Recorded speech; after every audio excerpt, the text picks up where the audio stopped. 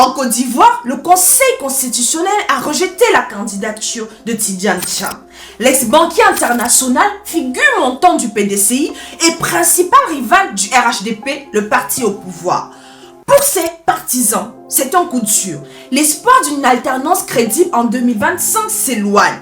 Mais, attention les amis, l'histoire ne s'arrête pas là. Monsieur Thiam a décidé de mener la bataille autrement. Et cette bataille, elle se joue désormais à Washington. Bien sûr, on vous en parle tout de suite dans Chanel Décrypte.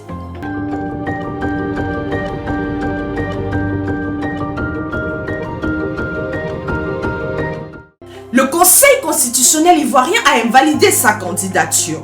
Officiellement pour un problème juridique. Son nom n'apparaissait pas sur la liste électorale. Une conséquence d'anciennes questions autour de sa nationalité française. Verdict clair, Tidjane Thiam ne pourra pas concourir en 2025. Un coup de massue pour une partie des électeurs ivoiriens qui voyaient en lui un candidat sérieux, capable de rivaliser avec le camp présidentiel. Côté PDCI, la colère est immense. Le parti dénonce une manœuvre politique, une exclusion arbitraire, une atteinte au droit de participer librement à l'élection présidentielle. Tidjane Thiam lui-même parle d'injustice flagrante, d'un processus biaisé, d'une démocratie fragilisée. Et c'est là que l'histoire prend une tournure surprenante. Quelques jours avant la décision du Conseil constitutionnel, M. Thiam signe un contrat avec 2 cabinets de lobbying à Washington. Montant total, environ 290 000 $. C'est le média Jeune Afrique qui a révélé l'information. Le premier cabinet est spécialisé en communication stratégique et gestion de crise. Sa mission, présenter M. Thiam comme une victime d'exclusion politique et défendre le slogan Free and Fair Côte d'Ivoire. Le second est dirigé par une stratège républicaine qui a travaillé dans l'entourage de Donald Trump. Un cabinet avec des entrées directes dans le camp républicain donc. Autrement dit, ils savent comment faire résonner la voix de M. Thiam à Washington. Pause les amis. On entend souvent ce mot, mais qu'est-ce que c'est exactement le lobbying? Le lobbying, les amis, c'est l'art d'influencer. Aux États-Unis, c'est une pratique officielle légale, encadrée par une loi qu'on appelle le FARA.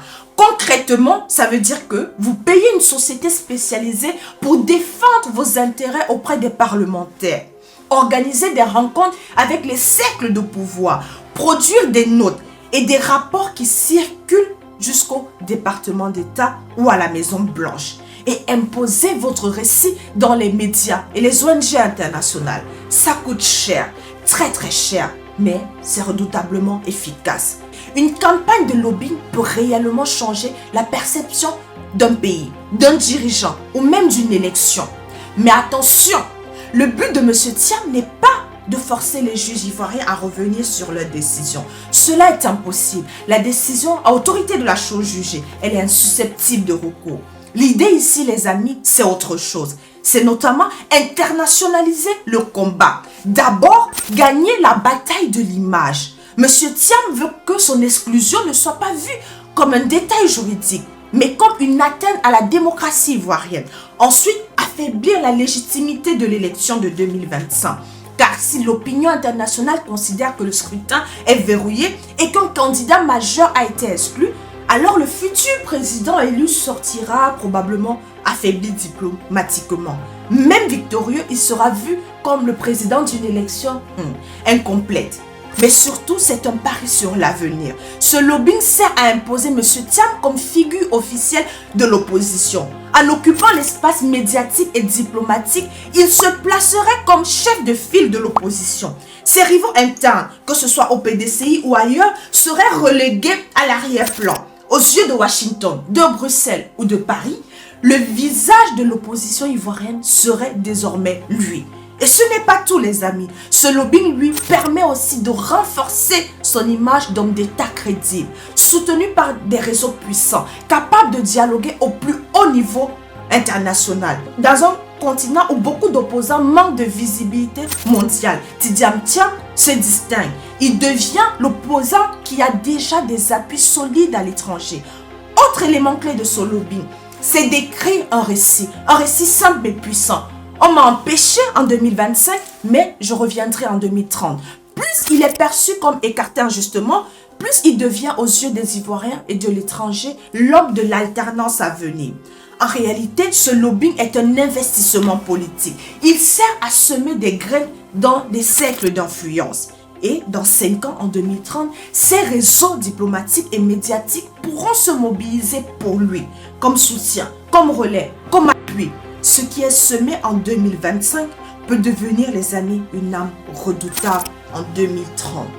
En résumé, même exclu de la course en 2025, le combat politique de M. Thiam ne fait que commencer. Parce qu'une élection, les amis, ne se joue pas seulement dans les zones. Elle se joue aussi dans les institutions, dans les rapports de force internationaux et dans les récits qu'on construit. Avec ses lobbyistes américains, Tidjane Thiam ne cherche pas à revenir dans la course. Il prépare déjà la prochaine. En clair, il joue la présidentielle de 2030. Alors je vous pose la question à vous. Une élection sans ses principaux opposants peut-elle vraiment être qualifiée de démocratique? Les amis, pensez-vous que ce lobbying soit un ticket gagnant en 2030? Dites-moi en commentaire ce que vous en pensez et on en discute. Bien sûr, on se retrouve tous les dimanches à 17h, heure de Paris. Que le Seigneur vous bénisse, les amis.